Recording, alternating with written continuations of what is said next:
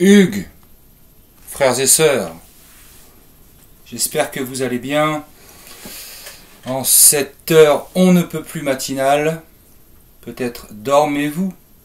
Eh oui, eh oui. Moi je me lève assez tôt, pour ne pas dire très tôt, car je me couche très tôt également. Eh oui, c'est mon rythme. Maintenant j'adopte ce rythme assez facilement. Surtout printemps-été. Surtout printemps-été. Moi je suis quelqu'un d'assez actif, pour ne pas dire actif. Et j'aime bien ce début d'heure, ce début de journée. Et vous voyez, vous n'avez pas eu aujourd'hui le début du jour. Mais le jour est un nouveau-né là, actuellement. J'ai écrit une poésie l'an dernier au bal du 14 juillet. J'étais en Touraine l'an dernier. J'étais en Touraine. J'ai quitté Pigalle et je suis venu en Touraine vivre. J'ai travaillé dans les vignes. C'était très dur. Très très dur. Parce que moi j'ai été déménageur, c'est dur déménageur. Mais arrivé en Touraine, j'ai fait un peu de maçonnerie, du terrassement, creuser des piscines. Et ensuite j'ai travaillé en tant qu'homme de bras dans les vignes. Et j'ai relativisé. Déménageur, maçon, vigneron, peut-être bûcheron tout là-haut, parce que bûcheron en plus c'est dangereux. Ouais, on risque sa vie. Et oui, métier très difficile. Métier de grand professionnel. Déménageur aussi. Le métier de déménageur a son lot de difficultés et de savoir-faire, évidemment. C'est un métier de technique. C'est pas seulement de la force. C'est du mental, de la technique. Et de l'abnégation. Car quand on va chez les gens, ils déménagent, alors ils sont perturbés. Tout le monde est perturbé, même les chats, ils se barrent. Les plantes sont rabougries. Et à Paris, je fais ça à Paris, en région parisienne. J'ai beaucoup travaillé, j'ai fait des heures, des heures, des heures. J'en ai vu de toutes les couleurs. J'ai vu des 300 mètres carrés dans le 16e, j'ai vu des 2 pièces. Mais pour en revenir à l'heure matinale, oui, c'est une chouette, c'est un chouette moment. On dit plus ça chouette. À une époque on disait giga, c'est giga. C'était les années 90. Ouais, ça c'est drôlement non plus, on le dit presque plus. Ça c'est drôlement perdu. Tant mieux parce que giga, méga, bah quoique ça vient du latin, hein. Ouais, gigantesque, tout ça. Il y a des mots que j'aime bien comme ça, magnanime. Soyons magnanimes. Ça vient de Magnus, qui donne, ça veut dire grand. Ça donne magnifique d'ailleurs. Je crois que magnanime donne magnifique, oui. Aujourd'hui nous sommes le 14 juillet, donc j'ai posté cette vidéo sur le bal du 14 juillet que j'ai vécu l'an dernier en Touraine, avant de m'installer en Bourgogne. Ça va faire 1 an, dans quelques jours, 1 an que je suis en Bourgogne, à la Charité-sur-Loire. Cette ville dont je vante les charmes et l'âme assez souvent, car j'aime cette ville. J'aime bien l'idée de ville, l'idée d'aimer sa ville et de voir sa ville comme un individu. Avec Paris c'est plus possible parce que moi je sais ce que fut Paris. Alors c'est des centaines d'années d'histoire Paris, hein. Mais le Paris moderne, on s'entend bien, hein, le Paris moderne a terriblement changé, il s'est défiguré et son âme a changé. On peut parler de l'âme d'une ville, ou peut-être même de son esprit. Et j'aime bien l'idée de ville. Alors Paris, ça ça a changé. Dans une vidéo précédente, j'ai parlé un peu du fait que chaque quartier avait son accent et son argot. Et d'ailleurs, les ouvriers avaient leur tenue. On savait au café du coin que le mec en costume gris ardoise et travaillait dans les bureaux, à côté d'un peintre qui était en blanc, à côté d'un... Les mecs des halles aussi, il y a eu les halles avant le délire de boutique et compagnie que c'est devenu. C'était comme vous le savez le ventre de Paris. On se fournissait là, après c'est devenu Rungis. Et... il y avait les forts des halles. Ils avaient de grands chapeaux eux, avec une plaque, peut-être même sur le cœur, pourquoi pas, en argent, qui disait aux autres, ça c'est les forts des halles. C'était des gus qui portaient des quartiers de bœuf. D'ailleurs, l'entretien d'embauche, si on peut appeler ça comme ça, pour entrer dans ce métier, il y avait un concours d'orthographe et de grammaire, ou de grammaire, ou les deux. Et il y avait un exercice, une épreuve physique qui consistait à porter un quartier de bœuf et à faire aller-retour comme ça en quelques secondes. Ouais. Des gens très éduqués aussi. Les forts des halles. Les mecs étaient rigides, massifs. Les types étaient solides. Ouais. Les temps étaient plus durs. Même si, pas paradoxalement, mais dans la balance, il y avait une certaine douceur de vivre dans ces années 50, 60. Plus de repères peut-être. Moins de monde, moins de gens sur Terre. Il y a toujours eu la folie, l'inceste dans les familles, vous voyez, l'alcoolisme, les adultères et compagnie, mais il n'y avait pas ce niveau de folie, il y avait beaucoup moins de timbrés, parce qu'il y avait plus de repères. On était moins sollicité aussi par l'image. C'est facile de rendre une planète surpeuplée folle. Et ouais. Peut-être que s'il y avait un cataclysme qui engendrerait la disparition de nombreuses personnes par milliard, et qu'on se retrouvait 1 million sur la Terre, vous imaginez, 1 million dans chaque pays et continent, on pourrait se retrouver dans des pays désertifiés, et quand on verrait un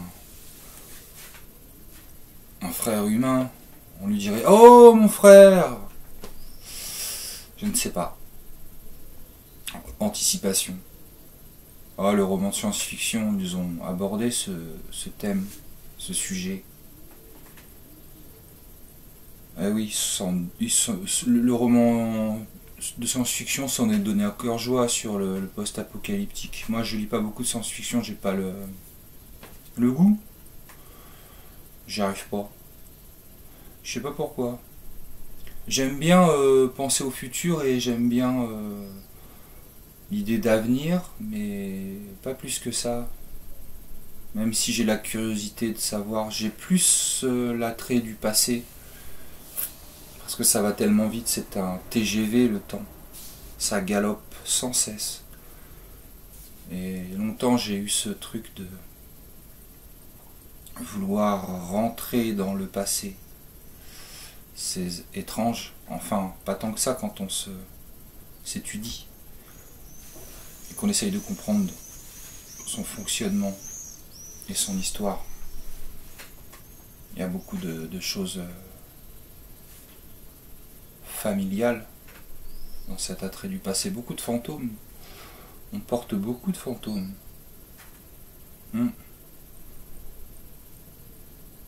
D'ailleurs, moi j'ai le truc que, bon, ça c'est de l'intime, mais il y a dû y avoir beaucoup d'inceste dans ma famille. parce que moi je peux faire le lapsus. Moi je fréquente plus le reste, enfin ce qui me reste de ma famille. Je vois plus ma mère, je vois plus mes sœurs. J'ai un frère que je ne connais pas. Mais je suis capable de faire un lapsus alors que je n'ai pas d'enfant. Peut-être un jour. Je suis capable de dire ma fille au lieu de dire ma mère. Ah ouais, j'ai peut-être joué tous les rôles. Peut-être qu'enfant, inconsciemment, je voulais être le mari, le sauveur, le copain, le fils, le père de ma mère. Je suis capable de dire ma fille au lieu de dire ma sœur. Ouais, j'ai fait beaucoup de lapsus comme ça quand je parle de ma famille. C'est étrange. C'est intéressant. On n'est pas grand-chose. On est tout parce que nous sommes Dieu. Création de Dieu, donc Dieu. Mais nous ne sommes pas grand-chose. Nous sommes une somme de blessures, de traumatismes et d'espoirs, et de rêves et d'illusions, et de blessures, je l'ai déjà dit, mais il faut le dire 2 fois. Et on essaie de composer avec ça en pensant qu'on est éternel. Souvent, les personnes pensent qu'elles sont éternelles. Oh, on fera ça plus tard. Ça veut pas dire qu'il faut se précipiter. Hein. Moi j'aime bien hâte-toi lentement. On l'aime bien celui-là. Festina lente en latin. Alors moi je sors mon latin et tout, j'ai pas. C'est que je me suis intéressé aux mots toute ma vie. Et à la vie, je pense. J'ai été curieux de savoir et j'ai navigué dans. Ou peut-être erré dans beaucoup de mondes assez différents. Culturel, ouvrier, nocturne. Doux. Et on se cultive quand on aime les gens, quand on aime le lien. Alors que disais-je, festina lente, ouais. Comment ils disent en espagnol, il y a une autre formule que j'aime bien. Sin prisa. Alors, non, je me rappelle plus, mais ça va me revenir, je pense. Je sais plus. Je ne sais plus. Autant pour moi. Hein. Cherchez. Apprenez l'espagnol. Moi, quand je vois un français et un espagnol qui baragouine en anglais, wow. Ah, vous faites quoi là? Vos langues sont plus que cousines, elles sont sœurs. Oh non, on va dire cousines. Mais cousines proches, elles ont été élevées ensemble. Elles allaient au camping ensemble. Ouais. Et cette poésie que j'ai balancée là, sur le bal du 14 juillet, ça évoque le festif triste. Parce que ça dépend de nos lunettes. On peut rire de la folie, enfin... Il y a quelque chose de... Surtout l'été, c'est comme tout est exubérant et exprimé, expressif. On peut en rire, mais c'est triste en réalité. Triste, festif, quoi. C'est pas glauque. Le glauque... qu'apporte le glauque? Il apporte des choses. Tout apporte tout à tout le monde à un moment donné. Ou... Alors s'il est conscient du pourquoi, c'est encore mieux, mais... On peut se perdre, si on a besoin à un moment donné, on peut se perdre. Le glauque peut servir à se cacher. Il n'y a pas d'état béat. On peut le trouver, moi quand je prie, parfois je l'ai. Encore que je suis plus versé dans l'état de pleurs et de gratitude intense. Alors on touche à la béatitude car tout à coup c'est comme une évidence, c'est quelque chose qui nous sort du contrôle. Qui dit contrôle dit peur, hein. On est d'accord. Je parle à des gens intelligents là. Je passe du coq à l'âne. Et donc ce bal du 14 juillet l'an dernier m'a fait beaucoup rire parce que, pareil, j'étais dans une petite ville de Touraine de 5000 habitants. C'était assez gratiné et à beaucoup d'alcool. et beaucoup de personnages. Et c'est le 14 juillet, enfin c'est l'été, c'est cette saison d'exubérance, d'expressivité. Tout a éclaté, le printemps ça éclate, et puis l'été, bah, tout a éclaté, vous voyez, puis comme quelque chose qui a un oreiller qui aurait explosé à l'ancienne avec des plumes d'oie, là, il y a des plumes d'oie partout. C'est l'été. Donc j'ai fait part de comment je voyais les êtres humains comme des créatures avec de grandes blessures. Mais ça c'est mon regard à moi. Hein. Pas de condescendance, jamais. Personne n'est meilleur que personne.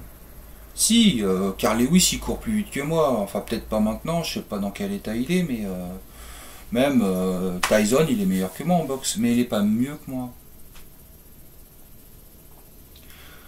Même Francis Holm il a à nous apprendre. Moi j'ai gardé un bichon maltais là.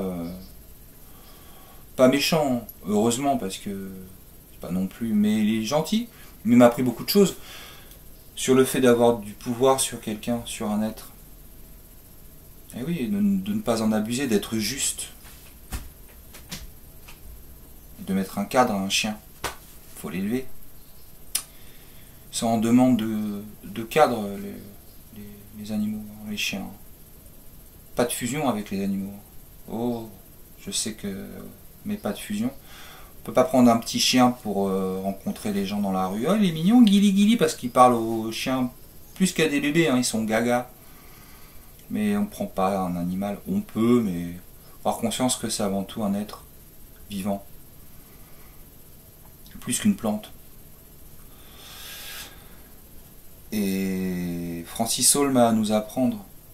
Même, et là c'est beau, il y a un serial killer aux États-Unis, alors avec la puissance américaine. Lui, il a fait, je vais vous dire ce qu'il a fait, je vais vous dire ce qu'il nous enseigne. Il est connu, hein, ce type-là. Enfin, chez les serial killers, pour ceux qui s'intéressent. Eh bien, lui, il a tué sa mère. Bon, déjà, il aurait pu s'arrêter là. Il aurait pu s'arrêter là. Il a tué sa mère. C'est quand même quelque chose. Hein. Puis il avait dû tuer son grand-père et sa grand-mère avant. Mais bon, il s'était échauffé. C'était entraîné, mais il avait touché un peu les grands-parents, quoi. Puis après, il s'était dit, bah, pourquoi pas la mère après tout. Donc il la tue. Il la décapite, il met sa tête sur la cheminée. Ça c'est pour plus tard, c'est pour les réjouissances. Il viole le corps. La dépouille.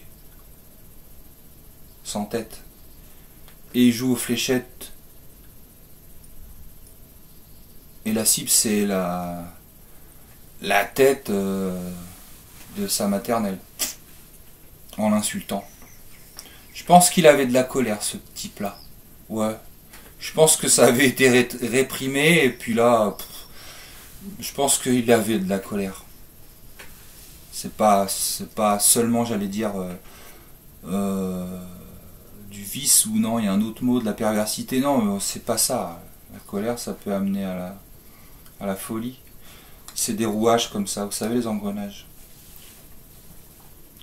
Et 20 ans après, ce type-là, en pénitencier, on lui pose une question, on l'interviewe évidemment. Et on lui dit, à propos de votre mère, et le type se dit, se raidit. En plus, c'est un type de plus de 2 mètres et tout, c'est un mastard. Et il dit, ne me parlez pas de cette salope. Mais t'as encore de la colère après ce que t'as fait? Oui, on a encore de la colère. Savez-vous pourquoi? Parce que si j'ai de la colère et que je la décharge contre moi-même en me tapant, en me coupant, ça va pas me purger. Et si je la décharge contre l'autre, ça va pas me purger. C'est étrange, hein? Même si je le massacre, je le piétine, puis après je vais louer un un tank chez Saint-Maclou, là, qui loue tout, et je le piétine, j'aurai encore cette colère. Ça veut dire que la colère, c'est quelque chose, on doit se responsabiliser quand on en a, et comme un adulte, et on doit la décharger, mais dans un cadre, en tapant sur n'importe quoi sans se faire mal, sur un coussin, sur un lit, et en hurlant.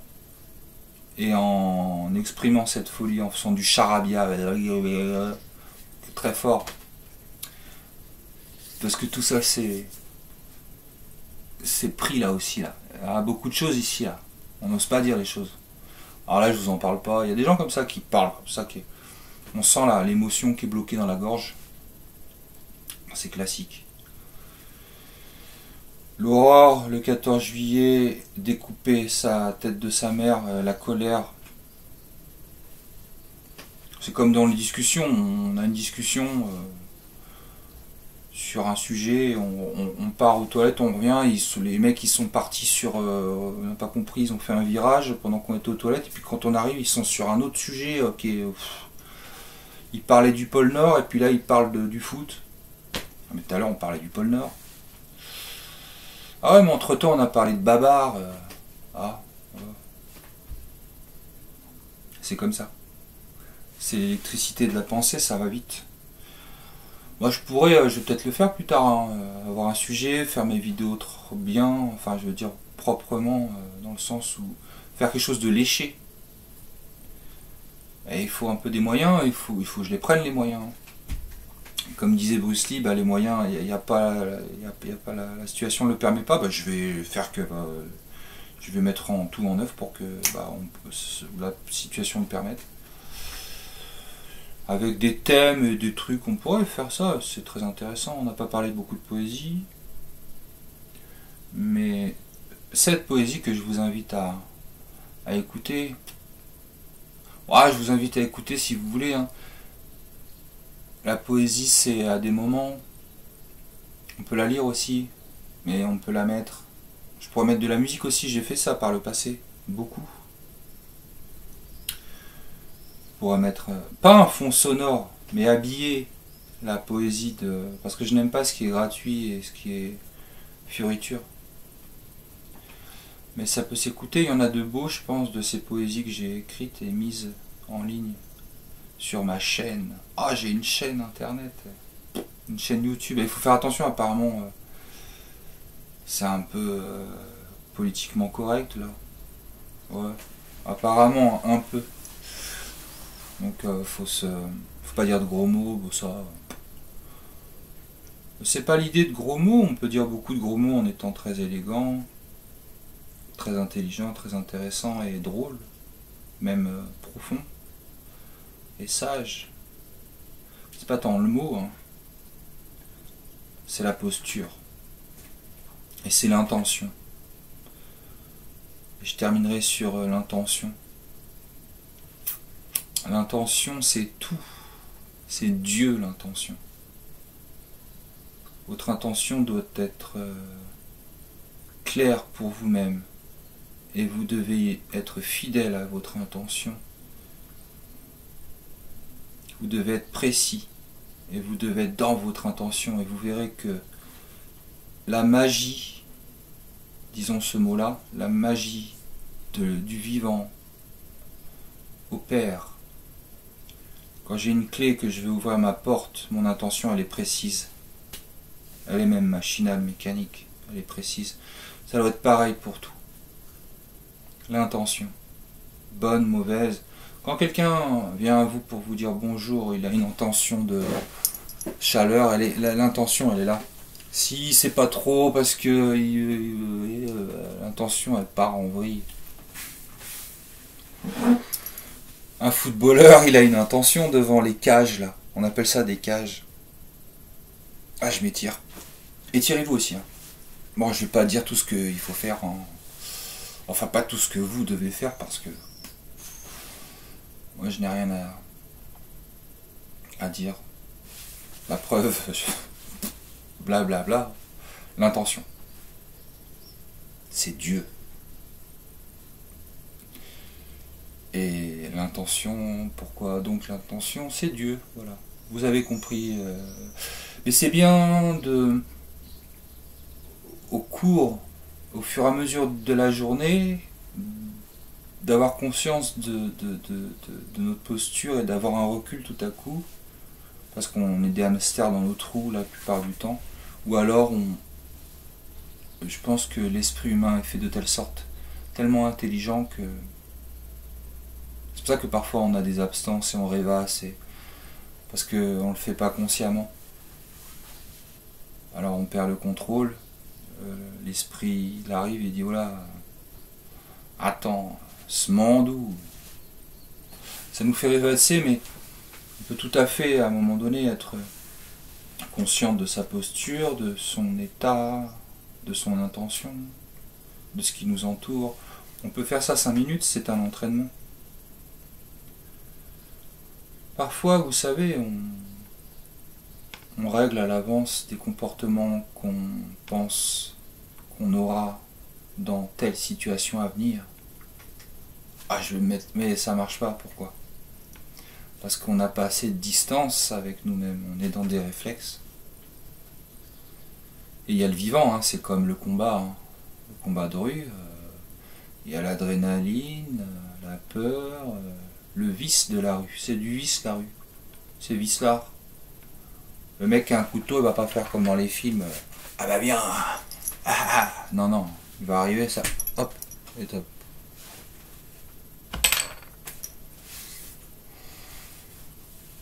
Pourquoi je disais ça? Je sais plus. Oui, le réel. Le réel. Mais si on se détache un peu de nous-mêmes et qu'on est à la fois grave, parce que la vie c'est grave, je veux dire c'est important. C'est important. C'est sérieux dans ce sens-là. Donc si on est sérieux et détaché, eh bien ça fonctionne. Rien n'est grave, tout est important, mais rien n'est grave, pas de drame. Pas de drame. Alors c'est beau le drame dans les films, ou dans les histoires d'amour quand on est jeune, c'est sympathique, on aime bien. On s'exprime comme ça, on a encore des enfants en souffrance. Pas de drame. Soyons détachés.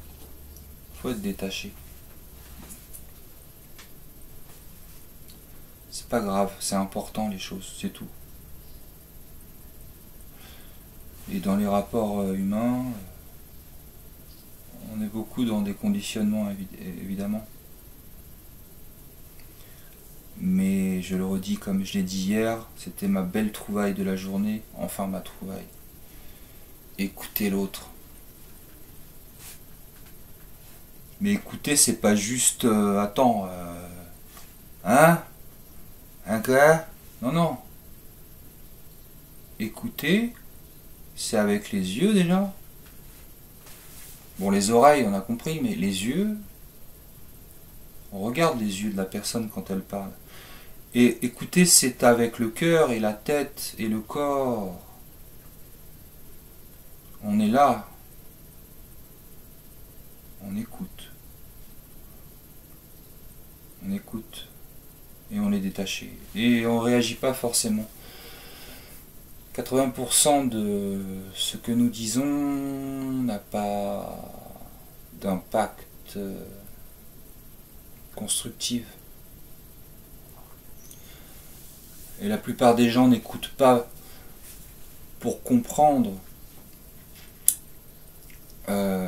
Malheureusement, la plupart des gens n'écoutent pas pour comprendre, ils écoutent pour répondre.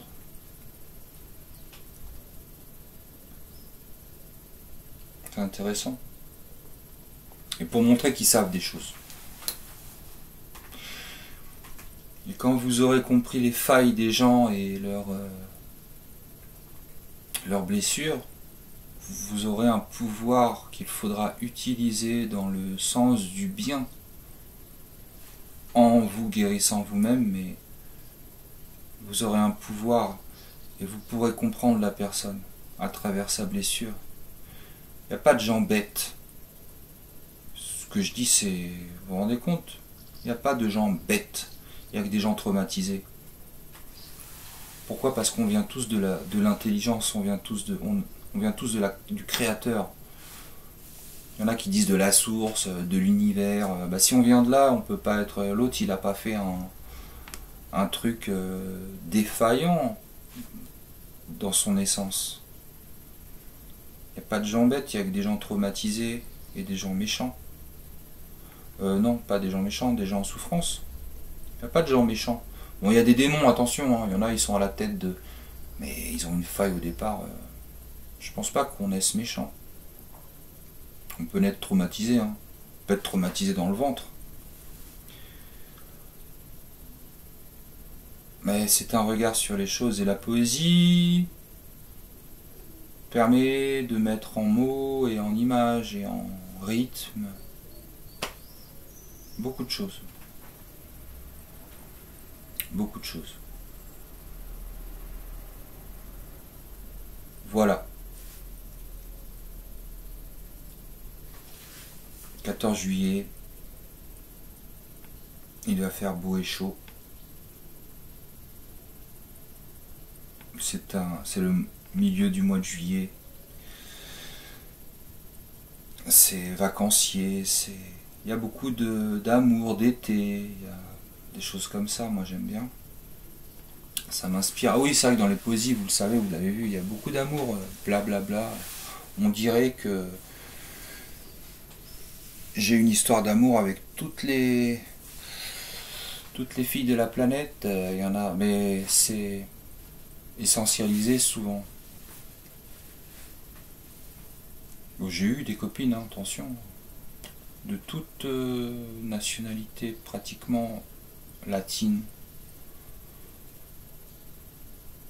très différentes les unes des autres. J'ai mis beaucoup en avant le sentimental. Maintenant, je suis dans une sorte d'abstinence sentimentale voulue, délibérée, et sexuelle aussi, ça va ensemble. Ça ne me pose pas de problème car c'est quelque chose de conscient, de voulu. Mais dans mes poésies, il est beaucoup question de la femme aimée et tout ce que ça implique de piques et de caresses. Soyez heureux et aimez être au monde. Ah, il faut appuyer sur le bouton. Hugues, frères et sœurs.